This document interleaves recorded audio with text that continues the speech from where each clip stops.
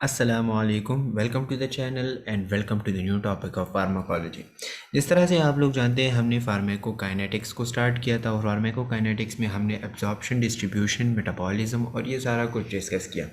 आज दूसरा एक टर्म को डिस्कस करेंगे जिसका नाम है फार्माकोडायनेमिक्स। तो व्हाट इज़ फार्माकोडायनेमिक्स, इसको हमने ऑलरेडी एक एक डिफिनीशन इसकी की हुई है कि what is pharmacokinetic dynamics. Pharmacodynamics असल में है क्या चीज़, why it is so important. लेकिन हम इसको आज डिटेल में स्टडी करेंगे कि फार्माकोलॉजी में फार्माकोडायनेमिक्स का क्या अहम रोल है और इसको हम किस तरह से डिफ़ाइन करते हैं। तो ये बातें आज हम क्लियर करेंगे, ठीक है। तो चलो बिस्मिल्लाह करते हैं। फार्माकोडायनेमिक्स को अगर हम देख लेना, तो इससे पहले आपको ये पता होना चाहिए कि व्हाट इज़ फार्माकोकाइनेटिक्स।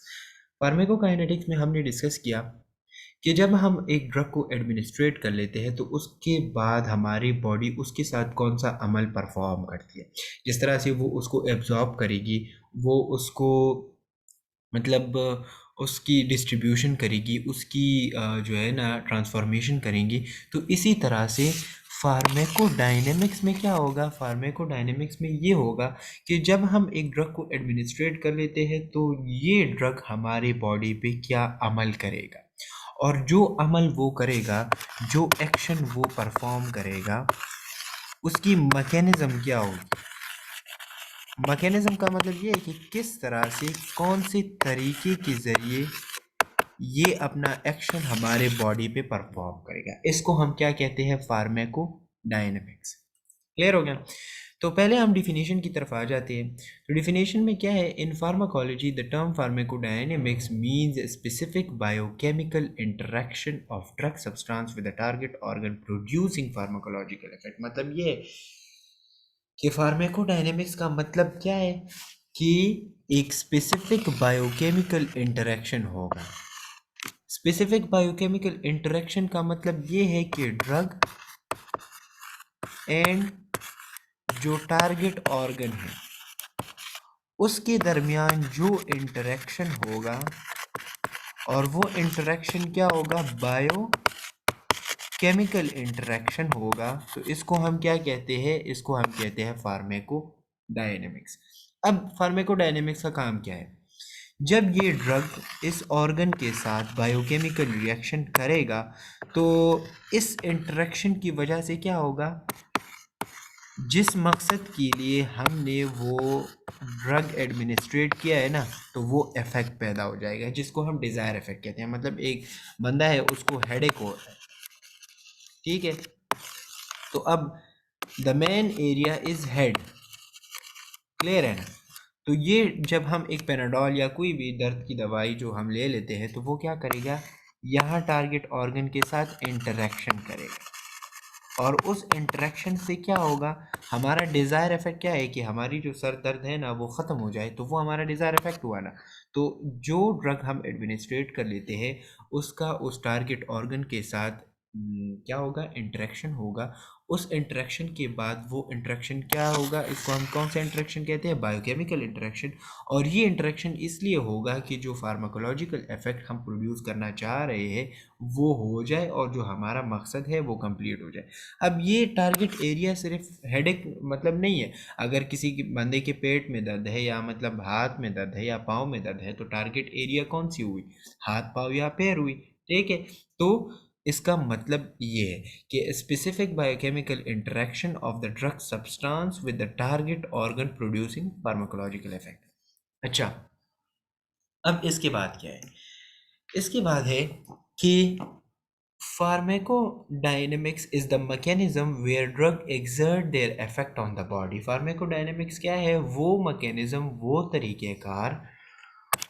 तरीक़ेकार जिसके ज़रिए क्या होगा, जिसके ज़रिए उस बॉडी पे इफेक्ट होगा। मतलब अगर हम एक ड्रग खा रहे हैं ना तो उसका कुछ ना कुछ इफेक्ट तो होगा ना। तो वो ड्रग इफेक्ट किस तरह से प्रोड्यूस कर रहा है या कौन सी तरीके के साथ, क्या मैकेनिज्म है, इसको हम फार्माकोडायनेमिक्स कहते हैं। अच्छा,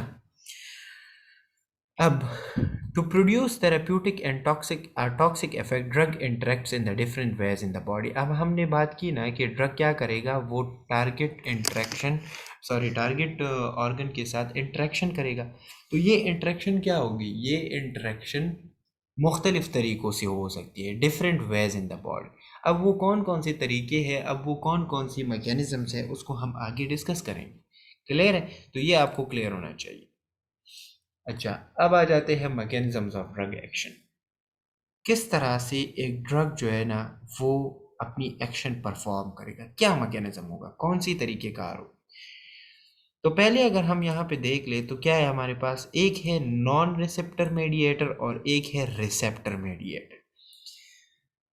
एक बात आप याद रख ले, कुछ ड्रग्स इस तरह से होते हैं, मिसाल के तौर पर ये एक ड्रग है और ये एक टारगेट ऑर्गन है, तो इसके ऊपर इस तरह से एक क्या होगा, रिसेप्टर होगा। ठीक है, रिसेप्टर का क्या मतलब है, टू रिसीव सिग्नल्स। ठीक है, to receive different types of signals.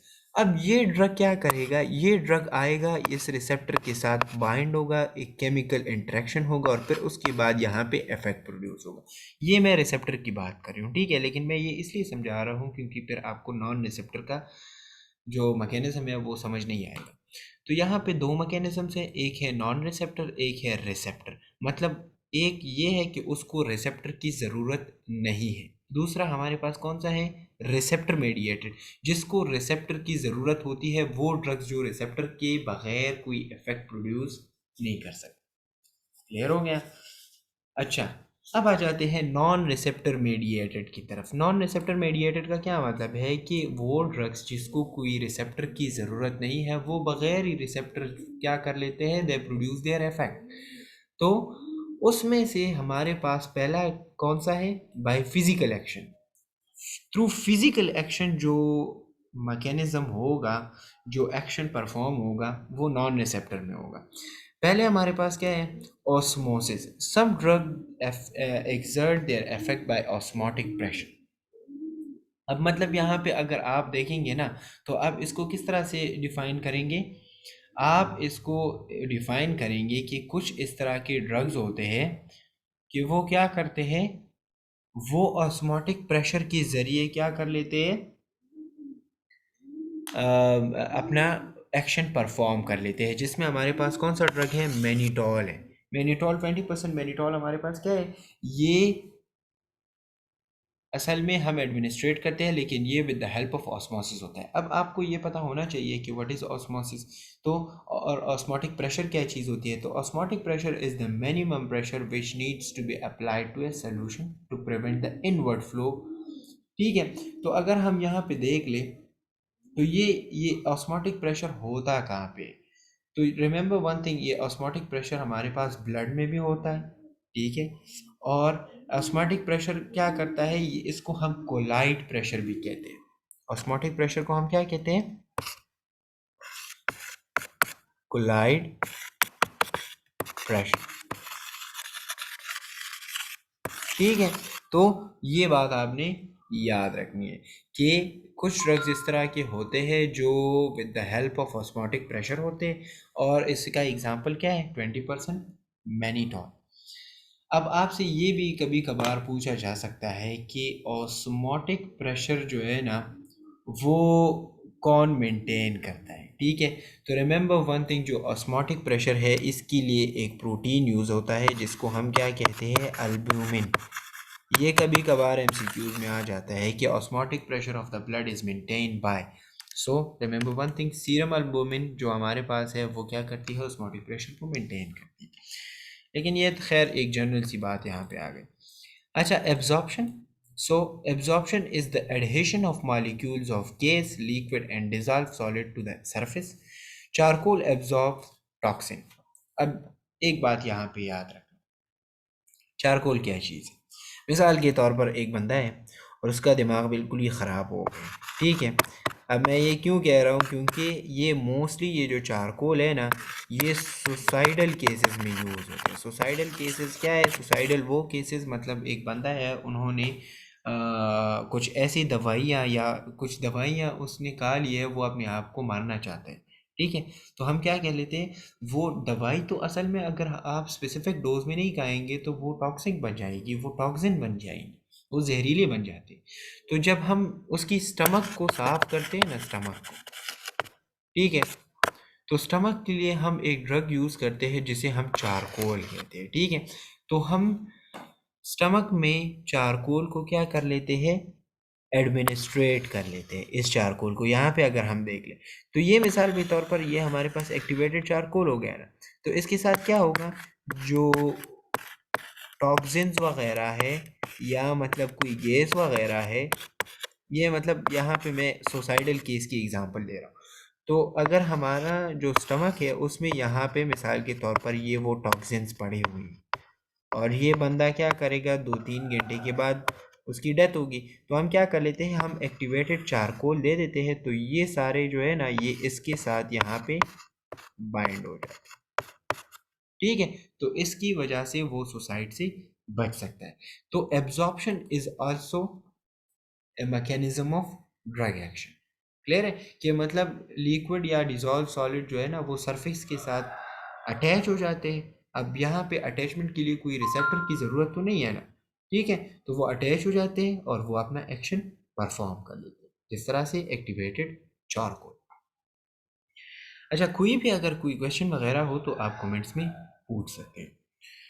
इसके अलावा डिमल्सेंट्स क्या चीज़ होती है, coating the membrane, examples are sucralfate 3 to 5% availability. क्या मतलब वो डिमल्सेंट असल में कुछ ड्रग्स वगैरह होते हैं और वो क्या कर लेते हैं, वो एक मेम्ब्रेन को कोट कर लेते हैं। मिसाल के तौर पर ये एक एरिया है, ठीक है, और आपने डिमल्सेंट्स दे दिए। डिमल्सेंट क्या चीज़ है, ये एक टाइप ऑफ ड्रग है। तो वो यहाँ पे क्या करेगा, वो इस तरह की इसकी ऊपर क्या करेगा, कोटिंग बना लेगा, ठीक है। और जब यहाँ पे वो कोड बना लेगा तो अगर वो एक एक्शन परफॉर्म करना चाह रहा है तो वो उस कोटिंग के ज़रिए यहाँ पे इस टारगेट ऑर्गन पे क्या करेगा, अपना एक्शन परफॉर्म करेगा, ठीक है। इसकी एग्जांपल क्या है, sucralfate is the best example of demulcent. ये आगे आएंगे कि सैक्रल फैट क्या चीज़ है, चारकोल को हम किस तरह से यूज़ करते हैं, कौन कौन से सिचुएशंस में, ये आगे आएंगे। क्लियर है। तो ये आपने याद रखनी है कि नॉन रिसेप्टर मीडिएटेड में एक है ऑस्मोसिस, दूसरा है एब्जॉर्प्शन, तीसरा है डिमल्सेंस। चलो आगे चल लेते हैं। अच्छा, बायोकेमिकल रिएक्शन। अब पहले हमने क्या डिस्कस किया, बायोफिजिकल एक्शन, अब दूसरा है हमारे पास बायोकेमिकल एक्शन। लेकिन इसमें remember one thing, receptors are not involve, ये नॉन रिसेप्टर मीडिएटेड है। बायोकेमिकल रिएक्शन में हमारे पास क्या है, एंटासिड्स एंड वीक बेसिस। वो ड्रग्स, एंटासिड्स असल में मोस्टली वो ड्रग्स जो एसिड को न्यूट्रलाइज करते हैं और ये मोस्टली स्टमक में यूज़ होते हैं, जिसको ये एसिडिटी का मसला होता है, जिसकी मतलब वो स्टमक में पेन्स और ये जो अल्सर्स वगैरह होते हैं, जो ज़ख़म वगैरह प्रोड्यूस होते हैं ना, तो उसमें यूज़ होते हैं। तो एंटासिड्स एंड वीक बेसिस जो ड्रग्स हैं ना, वो क्या करते हैं, दे न्यूट्रलाइज द गैस्ट्रिक एसिड। अब यहाँ पे केमिकल रिएक्शन क्या हुआ, यहाँ पे ये वीक बेसिस या अगर ये एंटासिड्स वाले जो ड्रग है ना, ये क्या कर लेते हैं, जो हमारे स्टमक के अंदर जो एसिड्स प्रेजेंट होते हैं उसके साथ केमिकल रिएक्शन कर लेते हैं। तो अब इस केमिकल रिएक्शन के लिए कोई रिसेप्टर तो ज़रूरी नहीं है ना, ठीक है। तो कभी कभार ड्रग जो है ना वो क्या करेगा, कुछ स्पेसिफिक ड्रग इस तरह होते हैं जो थ्रू केमिकल रिएक्शन एक अपना एक्शन परफॉर्म करते हैं। मिसाल के तौर पर एक बंदा है, वो स्पाइसी फूड ज़्यादा जो है ना उसको पसंद है, स्पाइसी फूड की वजह से उसकी जो स्टमक है उसमें अल्सर हो गई है, ज़ख़म हो गई, ठीक है। अब जब एसिड प्रोड्यूस होगा ना, तो एसिड उस ज़ख़म पे क्या करेगा, मिसाल के तौर पर ये एक एरिया है, यहाँ पे वो ज़ख़म प्रोड्यूस हो गई। अब एसिड जब प्रोड्यूस होगा तो आपको क्या लगता है कि अगर एक खुला हुआ ज़ख़म है और आप उसकी वो आपने वो तो सुना होगा ना, वो सेइंग तो सुना होगा कि मतलब ज़ख़म पे नमक छिड़कने से क्या होगा, उसको दर्द ही फील होगा ना। तो यहाँ पे अगर हम एसिड यहाँ पे क्या करेगा, वो यहाँ पे प्रोड्यूस होगा तो ये इसको क्या होगा, पेन होगा। तो हम क्या कर लेते हैं, हम इसको एंटासिड्स दे देते हैं। तो वो एंटासिड्स क्या करेगा, यहाँ पे ये जो एसिड प्रोड्यूस होगा इसको न्यूट्रलाइज करेगा। न्यूट्रलाइज हम इसे कहते हैं कि इसको एक्शन को स्टॉप करेगा। क्लियर हो गया? तो बाय केमिकल रिएक्शंस। इसके बाद सी हमारे पास थर्ड नंबर जो है chelation. Chelation means to grab or to bind. मतलब क्या है कि कुछ ड्रग क्या करेंगे, वो अपने एक्शन थ्रू बाइंडिंग करेंगे। वो किस तरह से मैं आपको आगे बताता हूँ। चिलेशन का क्या मतलब है, to grab or to bind. Chelation therapy is a medical procedure that involves the administration of chelating agent to remove heavy metals from the body. क्या मतलब हुआ, मिसाल के तौर पर हमारे बॉडी में मिसाल के तौर पर हमारे बॉडी में कुछ हैवी मेटल्स होते हैं, ठीक है। तो वो हैवी मेटल्स को वो किस तरह से रिमूव करेगा, इसके साथ क्या होगा, इसके साथ इस तरह से बाइंड होगा, ठीक है। ये हैवी मेटल्स इसके साथ इस तरह से बाइंड हो जाएगा और इसको ग्रैब करेगा। ग्रैब किसे कहते हैं, पकड़ने को, ठीक है। तो वो उसको ग्रैब करेगा, वो उसके साथ बाइंड होगा और बॉडी से रिमूव करेगा। लेकिन कौन से मटेरियल्स, हैवी मेटल्स जो होते हैं। Chelating agents are chemical compounds that react with the metal ion to form a stable water soluble complex. क्या होगा, chelating agents एक chemical compound होते हैं जो react करेंगे with the metal ions। metal ions के साथ वो react करेंगे और एक water soluble complex बनाएंगे। क्लियर? लेकिन यहाँ पे मेन मकसद क्या है, मेन मकसद ये है कि चिलेशन थेरेपी क्या चीज़ होती है, जब हम बॉडी से कोई हैवी मेटल्स को रिमूव करना चाह रहे हैं तो वो क्या होंगे, वो with the help of chelating agent हम रिमूव करेंगे। अच्छा, यहाँ पे एग्जांपल्स दिए गए हैं कि डिफ्रॉक्सामिन फॉर आयरन, अगर आपने आयरन को रिमूव करना है तो उसके लिए डिफ्रॉक्सामिन ड्रग यूज़ होगा, और अगर आपने एर्सेनिक को रिमूव करना है तो उसके लिए डेमर कैप्रोल को यूज़ करेंगे, ठीक है। तो ये कुछ एग्जांपल दिए गए हैं कि किस तरह से चिलेटिंग एजेंट्स जो है ना वो कौन कौन से हैं जो हैवी मेटल्स को रिमूव करते हैं। अच्छा, बाय एंजाइम्स, अब ये सारे क्या हो रहे हैं, ये सारे ही मतलब हमारे पास नॉन रिसेप्टर मेडिएटेड में आ रहे हैं। बाय एंजाइम्स का क्या मतलब है कि with the help of enzyme, some drugs exert effect by acting on enzymes. Drug administrate कर लिया, वो इफेक्ट करेगा with the help of enzyme. For example यहाँ पे क्या है, ramipril inhibits the angiotensin converting enzyme. ये अभी एग्जांपल है लेकिन इसका पूरा मैकेनिज्म है, ये हाइपरटेंशन में हम यूज़ करते हैं, ठीक है। तो रेमेप्रिल क्या करेगा, रेमेप्रिल इनहिबिट्स एंजियोटेंसिन कन्वर्टिंग एंजाइम। वो अगर एक इफेक्ट को प्रोड्यूस करना चाह रहे हैं तो क्या करेगा, ये इस एंजाइम को ब्लॉक करेगा, इनहिबिट करेगा। तो जब ये एंजाइम ब्लॉक हो जाएगी तो उसका जो डिज़ायर इफेक्ट है ना, जो डिज़ायर इफेक्ट है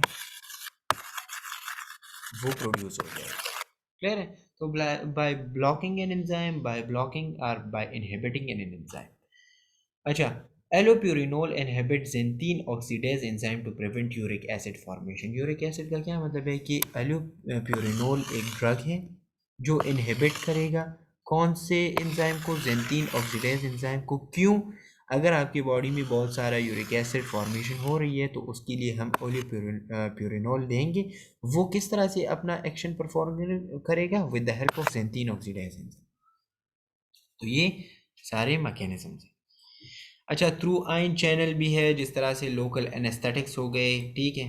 थ्रू एंटीबॉडी प्रोडक्शन भी है, लेकिन ये बस आपने सिर्फ याद रखना है। अच्छा, अब आ जाते हैं receptor mediated drug action. Receptor mediated drug action का क्या मतलब है?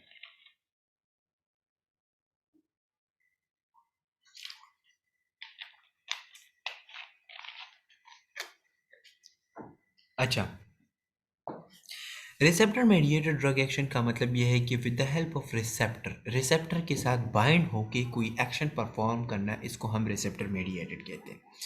रिसेप्टर मेडिएटेड में हमारे पास क्या है, अच्छा, receptor it is a macromolecule. अब अच्छा, इससे पहले आपको ये भी आना चाहिए कि what is a receptor, receptor है क्या चीज़। तो वो तो मैंने आपको पहले बता भी दिया, लेकिन अभी यहाँ पे भी क्लियर हो जाएगा। It is a macromolecule or binding site located on cell surface or inside the effector cell which recognize drug and initiate the response. क्या मतलब हुआ कि ये एक मैक्रोमोलिक्यूल है और बाइंडिंग साइट है। बाइंडिंग साइट का मतलब ये है कि वो एरिया जहाँ पे चीज़ें बाइंड होती है। Located on the cell surface, कहाँ पे लोकेट होते हैं? सेल सरफेस पे। Or inside the effector cell, या इफेक्टर सेल के अंदर। इफेक्टर सेल वो सेल जिस पे ड्रग अपना एक्शन परफॉर्म करे।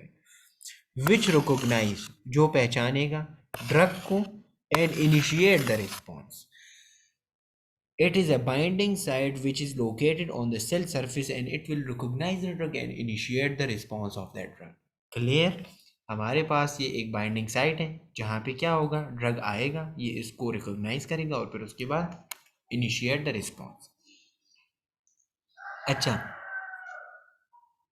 अगर हम यहाँ पे कुछ बेसिक टर्मिनोलॉजीज़ की बात करें तो एक है हमारे पास एफिनिटी, दूसरा है एफिकेसी, तीसरा है एगोनिस्ट एंड चौथा है एंटागोनिस्ट। इसको क्लियर कर लेते हैं।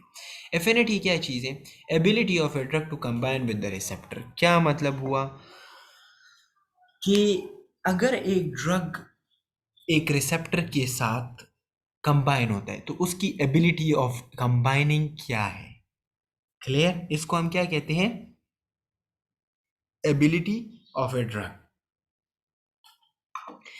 यहाँ पे अगर हम देख ले तो ये हमारे पास क्या हुआ, D plus R. D plus R का क्या मतलब है? डी प्लस आर का मतलब है कि D for drug and R for receptor.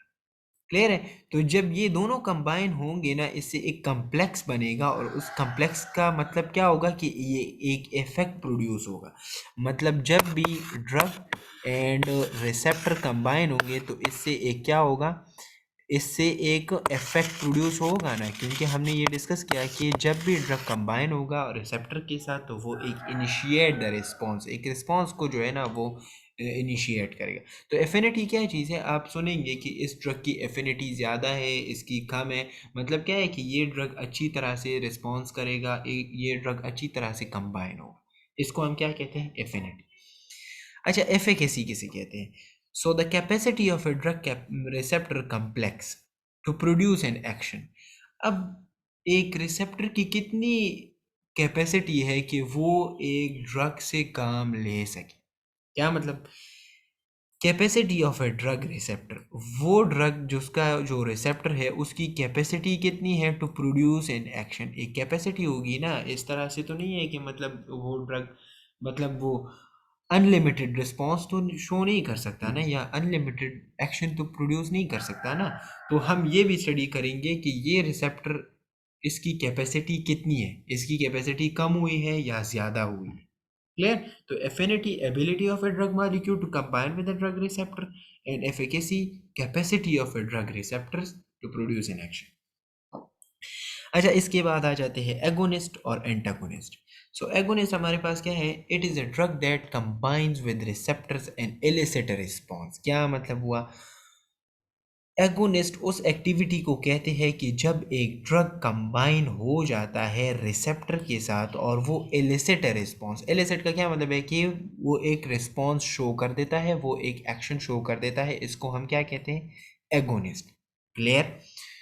जिस तरह से इसकी एग्जांपल क्या है? Affinity and efficacy. मतलब क्या है कि इसमें हमारे पास एफिनिटी भी होगी और एफिकेसी भी होगी। एफिनिटी क्या है कि वो ड्रग कंबाइन होगा। क्लियर है? और एफिकेसी क्या है कि वो एक्शन भी परफॉर्म करेगा। क्लियर हो गया?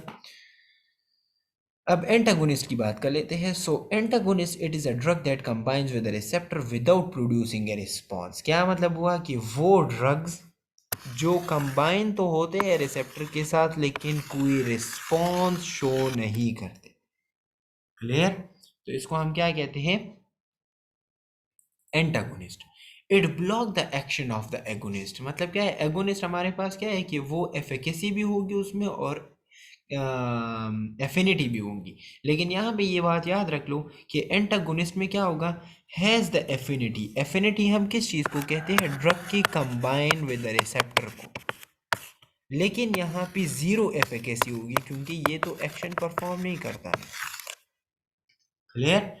सो एगोनिस्ट में हमारे पास एफिनिटी एंड एफिकेसी दोनों होंगी, और जो एंटागोनिस्ट ड्रग होंगे उसके पास सिर्फ और सिर्फ एफिनिटी होगी, सिर्फ कंबाइन होगा लेकिन कोई एक्शन परफॉर्म नहीं करेगा, नो एफिकेसी, एफिकेसी नहीं होगी। अच्छा, तो ये कुछ असल में बेसिक टर्मिनोलॉजीज थे।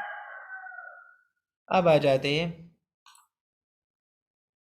अच्छा, आपके लिए एक मैंने टेस्ट रखा हुआ है कि आप क्या करें, गूगल पे सर्च करें कि व्हाट इज़ पार्शियल एगोनिस्ट। ये भी it is a type of agonist, ठीक है। तो ये आपने सर्च करना है कि पार्शियल एगोनिस्ट किस चीज़ को कहते हैं, इसकी डिफिनेशन ही सिर्फ देख ले, ये भी काफ़ी होगा। अच्छा, अब आ जाते हैं कि कौन कौन से ऐसे रिसेप्टर्स है। बस अब ये लेक्चर हम जो है ना ख़त्म कर लेते हैं, इसमें और कुछ इतना नहीं है। अच्छा, so types of receptors mainly 4 major categories है इसकी। मुख्तलिफ टाइप ऑफ रिसेप्टर यूज़ होंगे ना। अब हम मेन टॉपिक की तरफ आ गए। सो टाइप्स ऑफ रिसेप्टर हमारे पास कौन कौन से हैं। जी प्रोटीन कपल रिसेप्टर, जिसको हम GPCR भी कहते हैं, receptors with the intrinsic ion channel, enzyme link receptors and transcription factors. ये बस आप इसके नेम्स भी याद कर ले तो फिर आगे आपको पता होगा कि मिसाल के तौर पर अगर हम देखें कि एक ड्रग है और इसकी जो रिसेप्टर्स है वो क्या है, GPCR, तो आपको याद आएगा कि हाँ बिल्कुल ये 4 मेजर कैटेगरीज की रिसेप्टर्स है, जिसमें से जी प्रोटीन कपल रिसेप्टर्स भी, ठीक है। तो ये आपने याद रखना है। 4 मेन कैटेगरीज है, जी protein couple receptors, receptors with intrinsic ion channel, जिसमें एक आयन चैनल होता है, वो रिसेप्टर जो एंजाइम के साथ लिंक होते हैं, एंड ट्रांसक्रिप्शन फैक्टर जो रिसेप्टर्स वो जो जीन एक्सप्रेशन के साथ होते हैं। क्लियर, तो ये आपने याद रखना है। अच्छा, रेगुलेशन ऑफ रिसेप्टर्स। यहाँ पे अगर हम रेगुलेशन ऑफ रिसेप्टर्स की बात करें ना, तो रिमेंबर वन थिंग, हमने ये तो स्टडी कर लिया कि रिसेप्टर के साथ ये बाइंड होगा और फिर रिसेप्टर एक रिस्पॉन्स शो करेगा, और उसमें से दो बातें होंगी। इस एक को हमने एगोनिस्ट एंटागोनिस्ट वो भी डिस्कस किया, लेकिन कभी कभार इस बॉडी में ये जो रिसेप्टर्स है इसकी रेगुलेशन भी करना पड़ती है, इसकी मेंटेनेंस भी। तो कुछ टर्म्स यहाँ पे है, ये आपने याद रखनी है। एक है हमारे पास डाउन रेगुलेशन और दूसरा है अप रेगुलेशन। डाउन रेगुलेशन किसे कहते हैं, and decrease in the number of receptors on the surface of the targets है। ये आपने याद रखना है, ये कुछ टर्म्स है। मिसाल के तौर पर ये एक सेल है और इस सेल की ऊपर मिसाल के तौर पर पहले 100 रिसेप्टर्स प्रेजेंट थे। क्लियर। अब आपने देख लिया कि यहाँ पे रिसेप्टर्स जो है ना वो 50 हो गए हैं। सो decrease in the numbers of receptor on the surface of the target cell is known as down regulation. Clear. क्या होगा, जब सरफेस सेल के ऊपर टारगेट रिसेप्टर्स क्या होंगे, कम होंगे, इसको हम क्या कहते हैं, डाउन रेगुलेशन। क्लियर हो गया। अब इसकी कुछ रीजंस है कि क्यों होते हैं। इफेक्ट क्या होगा, दस जब डाउन रेगुलेशन हो जाती है तो इसकी वजह से क्या इफेक्ट प्रोड्यूस होगा, क्या मसले आएंगे। So the cell become less sensitive to a hormone और अनदर एजेंट। जो सेल यहाँ पे है, मिसाल के तौर पर यहाँ पे पहले 100 रिसेप्टर्स थे तो रिस्पॉन्स क्या था, रिस्पॉन्स गुड था ना, लेकिन अभी यहाँ पे 50 हो गए तो रिस्पॉन्स वही रहेगा या कमज़ोर हो जाएगा, रिस्पॉन्स कमज़ोर हो जाएगा। क्लियर है। सो यहाँ पे ये क्या बता रहे हैं कि the cell become less sensitive to a hormone और another agent. For example insulin receptor may be down regulated in the type 2 diabetes. मतलब क्या है कि इंसुलिन के जो रिसेप्टर्स होते हैं ना, जब हम टाइप 2 डायबिटीज़ में उसको यूज़ करते हैं तो रेगुलरली इंसुलिन रिसेप्टर यूज़ होते हैं, ठीक है। तो उसकी वजह से क्या हो जाते हैं, उसकी वजह से ये डाउन रेगुलेट हो जाते हैं। तो ये एक एग्जांपल है। इंसुलिन असल में अगर आपको याद हो हम यूज़ करते हैं इन द डायबिटीज़, और इंसुलिन क्या करता है, रेगुलेशन ऑफ द ग्लूकोज। अच्छा, सिमिलरली क्रॉनिक यूज़ ऑफ सल्ब्यूटामॉल। अब सल्ब्यूटामॉल क्या चीज़ है, जो विंटुलिन है, विंटुलिन ये हम आपको पता होगा, ये हम ये कफ वगैरह और इसके लिए भी यूज़ करते हैं, जब सांस में दुश्वारी आ जाती है तो उसके लिए भी यूज़ करते हैं, ठीक है। So Ventolin down regulate the beta receptors. अब ये बीटा क्या है, ये रिसेप्टर्स है, ये हम आगे पढ़ेंगे। एक है बीटा रिसेप्टर्स, गामा रिसेप्टर्स, गाबा रिसेप्टर्स, अल्फा रिसेप्टर्स, ठीक है। तो हमारे लंग्स में एक रिसेप्टर्स प्रेजेंट होते हैं जिसको बीटा रिसेप्टर कहते हैं। जब हम क्रॉनिक यूज़ करते हैं ना, क्रॉनिक यूज़ का क्या मतलब है कि लॉन्ग टाइम के लिए जब हम वेंटोलिन की यूज़ करते हैं तो उसकी वजह से जो बीटा रिसेप्टर्स है लंग्स में वो डाउन रेगुलेट हो जाते हैं और उसकी वजह से इफेक्ट क्या होगा, डिक्रीज होगा। तो अगर वेंटोलिन की वजह से आपकी बीटा रिसेप्टर्स ख़राब हो गए हैं या डाउन रेगुलेट हो गए हैं तो फिर वो वेंटोलिन काम नहीं करेगा। अब इस डाउन रेगुलेशन की वजह क्या है, रीज़न क्या है, इसकी वजूहत। So regular and prolong use of agonist, जब आप वो ड्रग्स जो एगोनिस्ट हैं बार बार आपके रिसेप्टर को एक्टिवेट करते हैं और उसकी रेगुलर और प्रोलॉन्ग यूज़ करें तो उसकी वजह से क्या होगा, आपके जो रिसेप्टर्स हैं वो डाउन रेगुलेट होंगे। आपने देखा होगा ये जो ओल्ड एज वाले लोग होते हैं, ठीक है, तो वो क्या करते हैं, वो रेगुलर यूज़ करते हैं, रेगुलर यूज़ ऑफ ड्रग। मिसाल के तौर पर आप उनको पेनाडोल दे रहे हैं ना, पेनाडोल दे रहे हैं ना, तो एक ज़माना आएगा फिर वो कहेंगे कि पेनाडोल तो मेरे सर के ऊपर काम ही नहीं कर रहा, अब इस दवाई को बदल लो, चेंज कर लो। क्यों? क्योंकि वो रेगुलर यूज़ ऑफ पेनाडोल की वजह से क्या हो गया है, उसकी जो रिसेप्टर्स हैं ना वो डाउन रेगुलेट हो गए। क्लियर है? तो ये it is an example of the down regulation. अच्छा, अप रेगुलेशन की बात कर लेते हैं। तो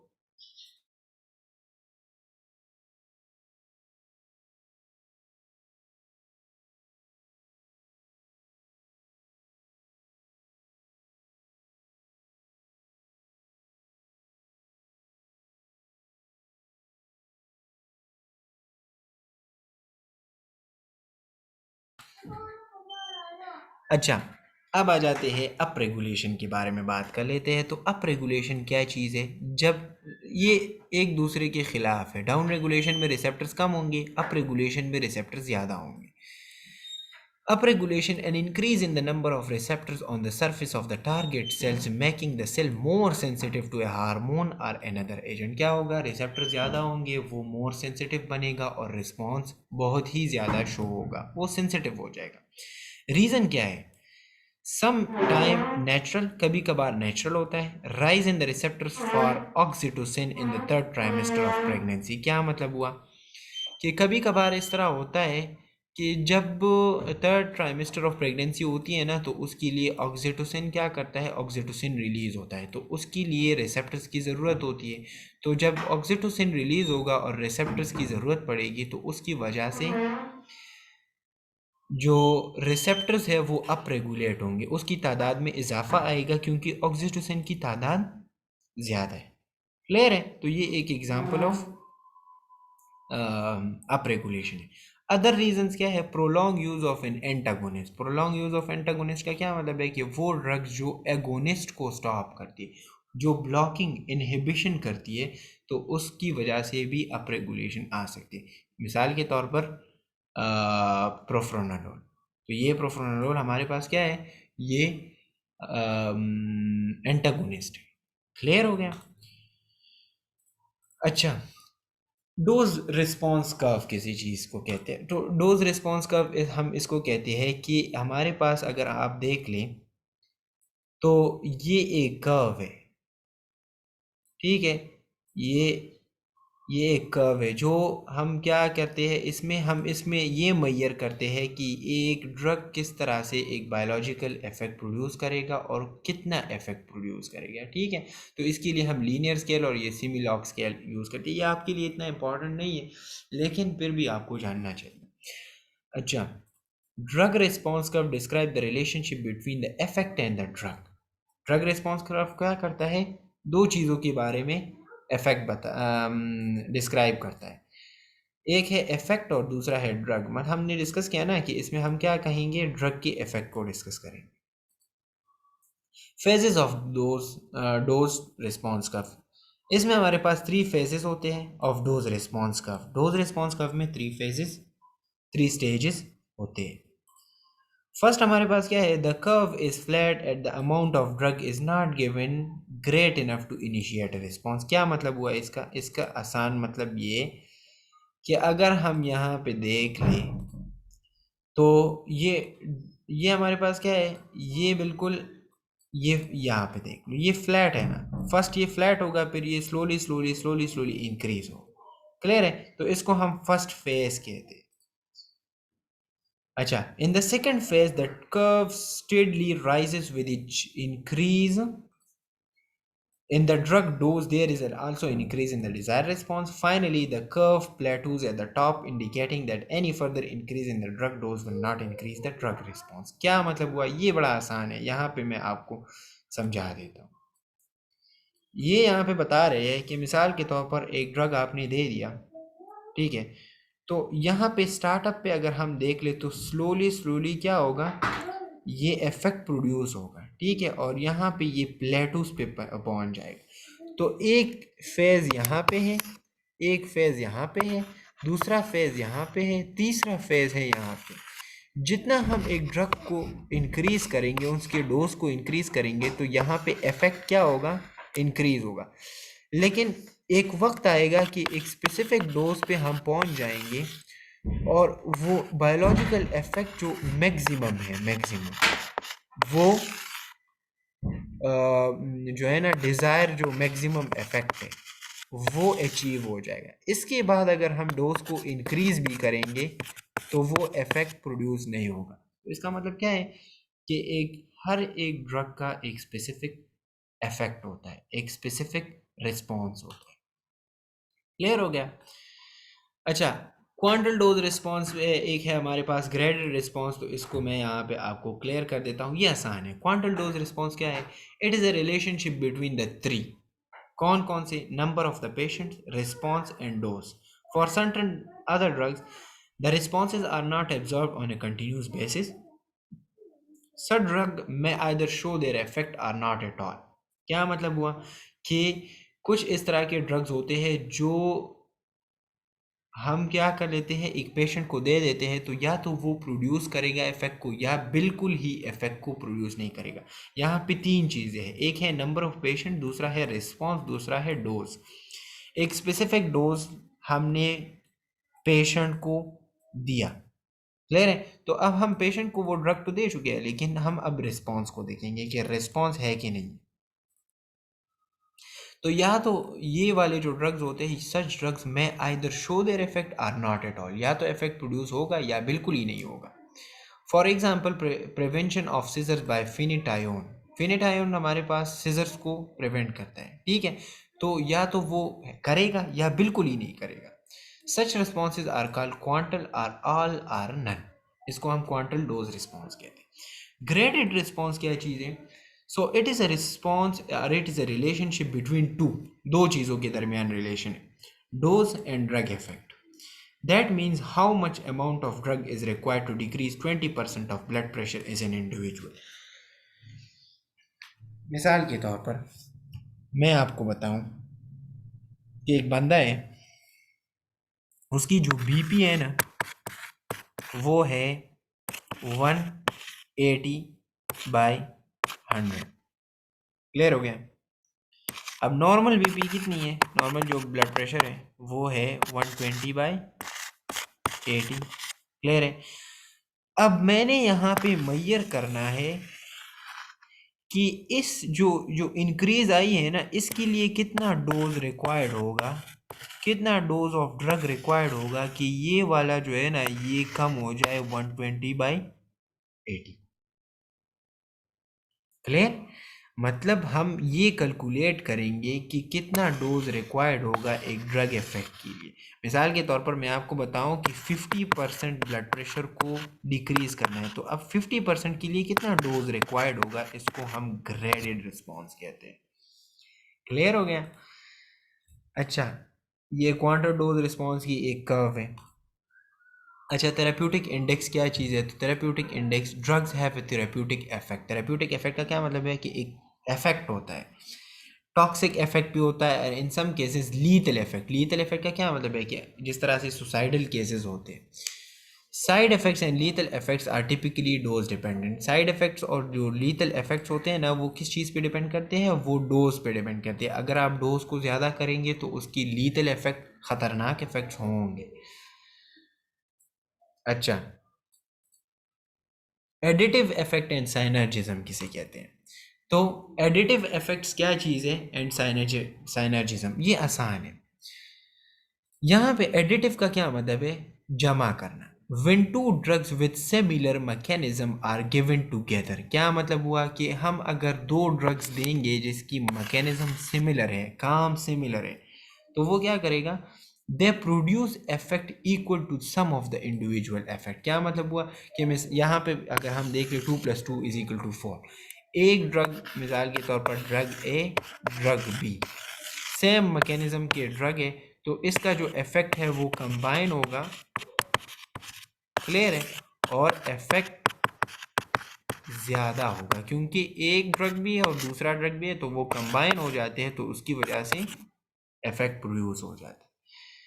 अच्छा, साइनर्जिज्म एंड साइनर्जिस्टिक इफेक्ट। साइनर्जिज्म किसे कहते हैं? When the effect of two drugs exceed the sum of their individual effects, this is refer to a potentious synergism. वो हमने ऑलरेडी डिस्कस किया कि एडिटिव इफेक्ट किसे कहते हैं? जब ड्रग्स कंबाइन हो जाते हैं। यहाँ पे ये क्या है कि when the effect of two drug exceed the sum of their individual effect. क्या मतलब हुआ कि एक ड्रग कंबाइन हुआ दूसरे ड्रग के साथ और दोनों ड्रग्स की जो इफेक्ट है ना वो ज़्यादा हो गई, वो इंक्रीज इन द इफेक्ट आ गई, तो इसको हम क्या कहते हैं? साइनर्जिज्म ऑफ ड्रग्स।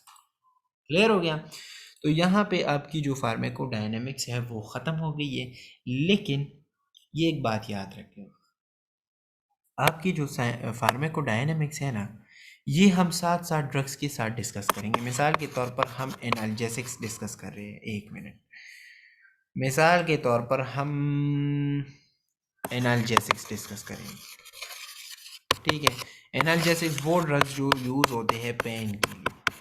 तो अब एक ड्रग किस तरह से इस पेन को रिमूव करेगा, कौन सी मैकेनिज्म्स के ज़रिए, तो इसको हम क्या कहते हैं? फार्माकोडायनामिक्स। क्लियर हो गया? तो ये हम साथ साथ इसको डिस्कस करेंगे और इंशाल्लाह इसके बाद हम ड्रग्स को स्टार्ट करेंगे, स्टार्टिंग फ्रॉम द एनाल्जेसिक्स, और फिर उनके बाद एंटीबायोटिक्स और जितने भी ड्रग्स है सारों को जो है ना हम डिस्कस करेंगे। कोई भी क्वेश्चन हो, कोई भी क्वेरी हो, तो आप लोग फेसबुक पेज पे भी पूछ सकते हैं, ठीक है? फेसबुक पेज भी इसी नाम से है। व्हाट्सएप ग्रुप में भी अगर आप ऐड होना चाहते हैं तो डिस्क्रिप्शन में वो सारा कुछ जो है ना वो लिंक वगैरह दिए गए हैं।